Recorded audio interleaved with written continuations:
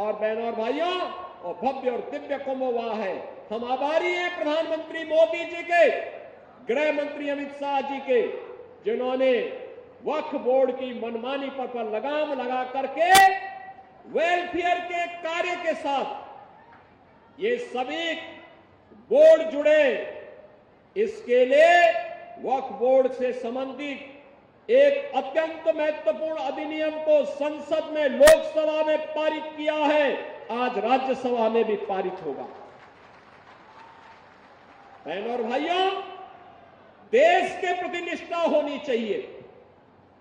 अपने आप ही नियंता तो नियत साप है, तो नियंता मार्ग प्रशस्त कर देता है, अपने आप रास्ता बनाता है। और रास्ता क्यों नहीं बनेगा, अवश्य बनेगा। आखिर ये प्रयागराज हमारा पवित्र धाम था। देश और दुनिया से आने वाला कोटि कोटि श्रद्धालु यहां पर आकर के श्रद्धा से सिर नवाता था। लेकिन प्रयागराज की भूमि पर यहां के माफिया कब्जा करते जा रहे थे, यहां के अस्तित्व के साथ खिलवाड़ कर रहे थे, यहां के नागरिकों के जीवन के साथ खिलवाड़ कर रहे थे। जो कोई भी आवाज उठाता था उसको ही मार दिया जाता था, अपहरण कर दिया जाता था, गायब कर दिया जाता था। अब ये नहीं चलेगा, अब ये नहीं चलेगा। सरकार की पहले दिन से जीरो टॉलरेंस की जो नीति थी, उस जीरो टॉलरेंस की नीति के अनुसार आज सरकार फिर से इन कार्यक्रमों को आगे बढ़ा रही है। और मैंने यहां पे कहा है, यहां पे भी निषाद राज का ये भव्य पार्क बना है, मिलन का पार्क। इसने प्रयागराज के नाम को फिर से सार्थक किया है।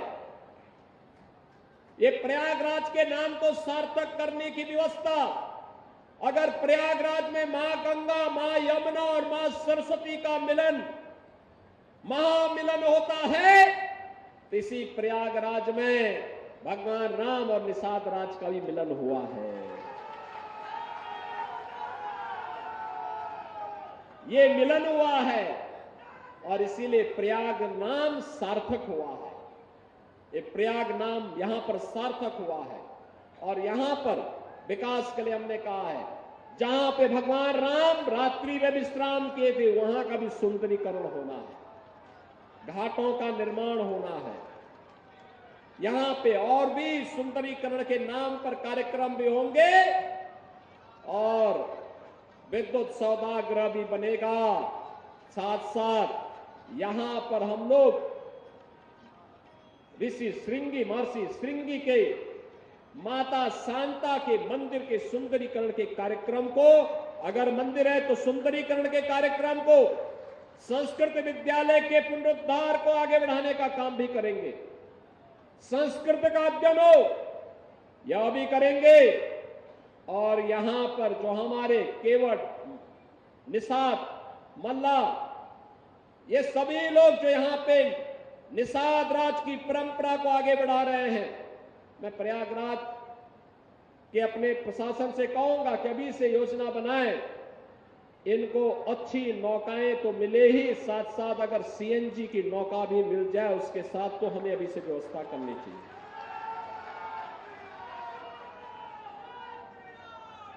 और ये इसलिए आवश्यक है क्योंकि समय के अनुरूप हमें इस कार्यक्रम को आगे बढ़ाना पड़ेगा। मां गंगा की अविरलता और निर्मलता को बनाए रखने के लिए मैं आप सबसे आह्वान करूंगा। ये हमारी विरासत की प्रतीक है, देव नदी है, दिव्यता की प्रतिमूर्ति है।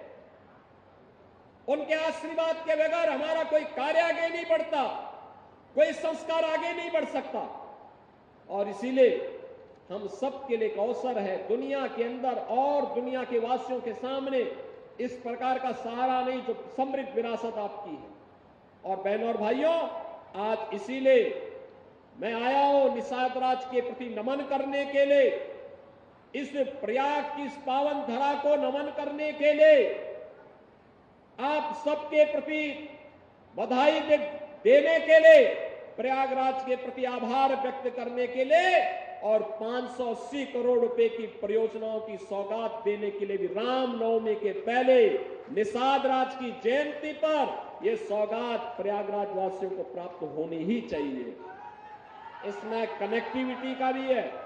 हमारे माननीय विधायकों ने, जनप्रतिनिधियों ने यहां की कनेक्टिविटी के लिए जो धनराशि स्वीकृत कराई है, उसके मार्गों का शिलान्यास और लोकार्पण भी है। मेडिकल कॉलेज के अपग्रेडेशन के लिए उसकी भी धनराशि का यहां पे शिलान्यास का कार्यक्रम हो रहा है। पेयजल की स्कीम का और साथ साथ प्रयागराज के विकास से जुड़े हुए तमाम उन कार्यक्रमों को इसके साथ जोड़ा गया है जो प्रयागराज को एक नई पहचान दिला दे। और बहनों और भाइयों, इसी पहचान को दिलाने के लिए हम लोग आपको फिर से मैं आपसे कहूंगा कि जहां कहीं भी आवश्यकता पड़ेगी, ये डबल इंजन की सरकार आपके साथ खड़ी होगी, कदम से कदम मिलाकर के खड़ी होगी। विकास के लिए और विरासत के लिए पैसे की कोई कमी नहीं है, कोई कमी नहीं है। पूर्वजों की कृपा से, उनके आशीर्वाद से ही हम लोग कुछ कर पा रहे हैं। उसी कृपा का प्रसाद है आज हम कुछ करने के लायक हुए हैं। और उसी कृपा प्रसाद से अगर सेवा का यह अवसर मिल रहा है तो इस सेवा के अद्भुत अवसर का लाभ प्रयागराज वासियों को प्राप्त होना ही चाहिए। इसी विश्वास के साथ मैं आप सभी को निषाद राज की इस पावन जयंती की हृदय से बधाई देता हूं। भगवान राम और निषाद राज के मिलन के इस पावन धरा को नमन करता हूं। ऋषि श्रृंगी और माता शांता के चरणों में नमन करते हुए आप सबको मैं रामनवमी और वासंती नवरात्रि की हृदय से बधाई देते हुए अपनी वाणी को विराम देता हूं। धन्यवाद। जय हिंद, जय जय श्री राम।